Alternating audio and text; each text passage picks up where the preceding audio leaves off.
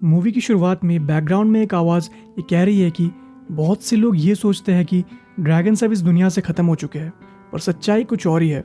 हर 500 साल में एक औरत का जन्म होता है जिसके पास दैविक शक्तियाँ होती है। वो औरत अपने शक्तियों का यूज़ करके एक सांप को एक बहुत ही ताकतवर ड्रैगन में बदल सकती है। उस सांप के नेचर पे ही इस वर्ल्ड का फ्यूचर डिपेंड करता है, क्योंकि एक अच्छा सांप अपनी पावर्स का यूज़ करके वर्ल्ड को बचाने की कोशिश करेगा, पर एक बुरा सांप इस दुनिया को एक झटके में ही ख़त्म करके रख देगा। वो आवाज़ ये कहती है कि आज ही वो दिन है जब ये दुनिया पूरी तरह बदलने वाली है। अगले सीन में लॉस एंजलिस में हुए एक एक्सीडेंट को दिखाया जाता है। ज़मीन में अचानक से एक बहुत ही बड़ा गड्ढा बन गया है, पर यह कैसे हुआ इसके बारे में किसी को कोई खबर नहीं है। पुलिस यहाँ से एक पागल इंसान को भगाने की कोशिश कर रही है, जो ये चिल्ला के सबसे कह रहा है कि जानवर अब नींद से जाग गया है। बहुत से एक्सपर्ट्स उस साइट पे ये पता करने की कोशिश कर रहे हैं कि क्या ये अर्थक्वेक है कि कुछ और।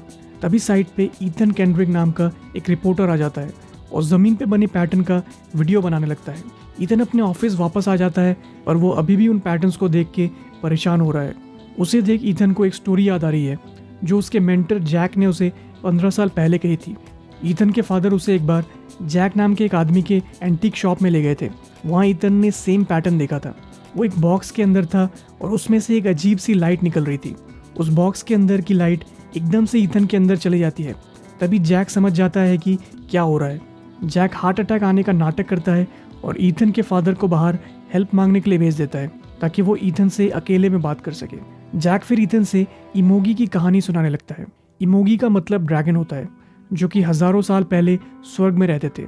हर 500 साल में एक इमोगी को इस दुनिया में सबसे ताकतवर बनने का वरदान दिया जाता है, जिसे यूईजो का वरदान कहा जाता है। 500 साल पहले यही वरदान सांपों को दिया गया था और उन सबके बीच एक बुरा इमोगी छिपा हुआ था जिसका नाम बुराकी था, जो कि यूईजो के पावर्स का यूज़ करके पूरी दुनिया को बर्बाद करना चाहता था। स्वर्ग में कोई भी बुराकी को वो पावर्स देना नहीं चाहता था, इसलिए उन्होंने यूईजो को अर्थ में भेज दिया। 1057 साल में यूईजो स्वर्ग से कोरिया के एक छोटे से गांव में जाके गिरा।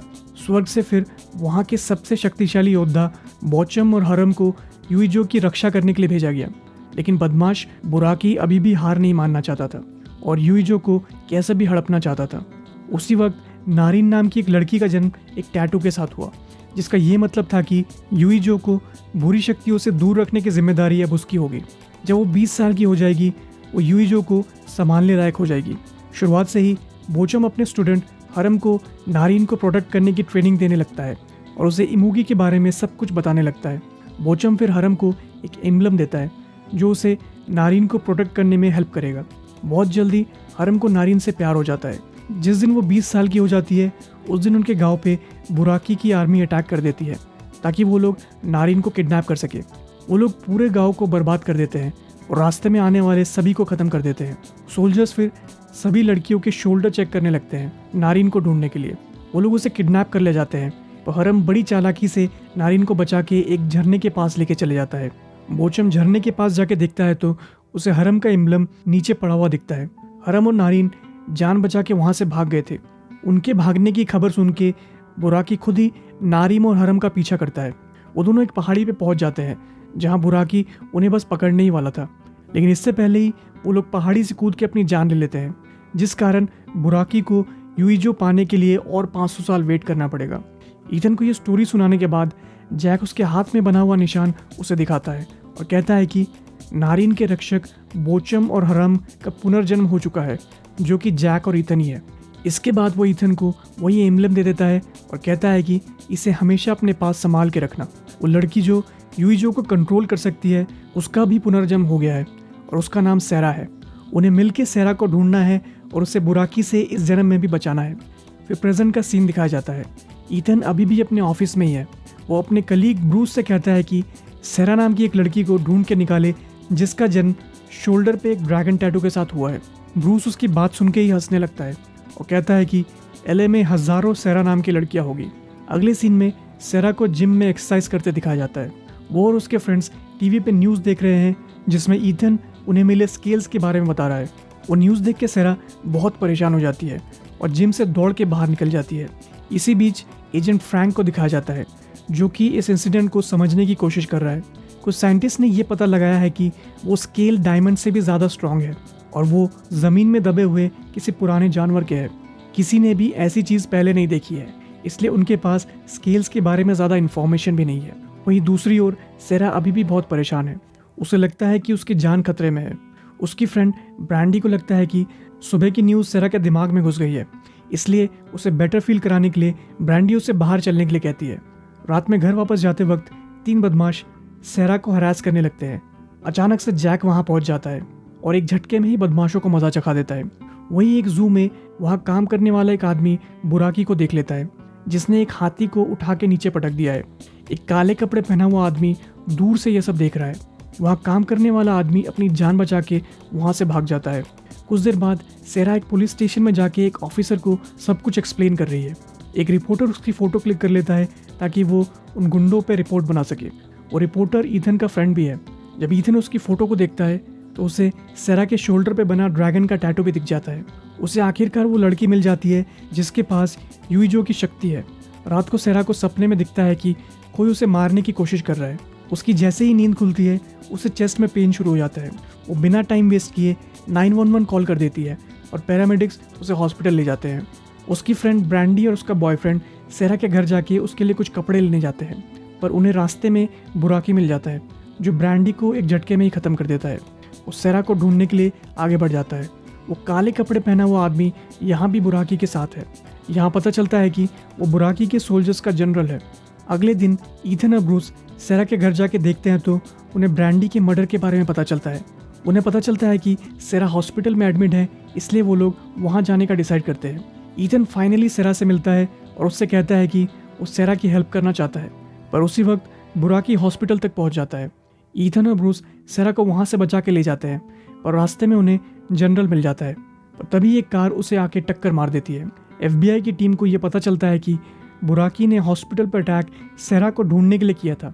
एजेंट फ्रैंक को उसका बॉस ये ऑर्डर देता है कि जैसे ही वो सेरा को ढूंढे वो उसे वहीं पे ख़त्म कर दे, क्योंकि बुराकी को उनकी सिटी बर्बाद करने से रोकने का सिर्फ एक ही तरीका है।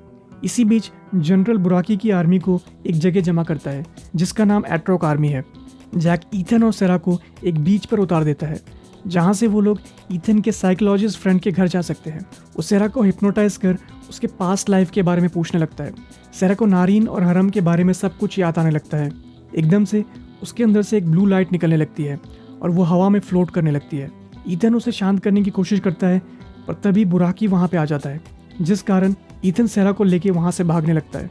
वो लोग बुराकी को पीछे छोड़ कहीं छिप जाते हैं और ब्रूस को हेल्प के लिए बुलाते हैं।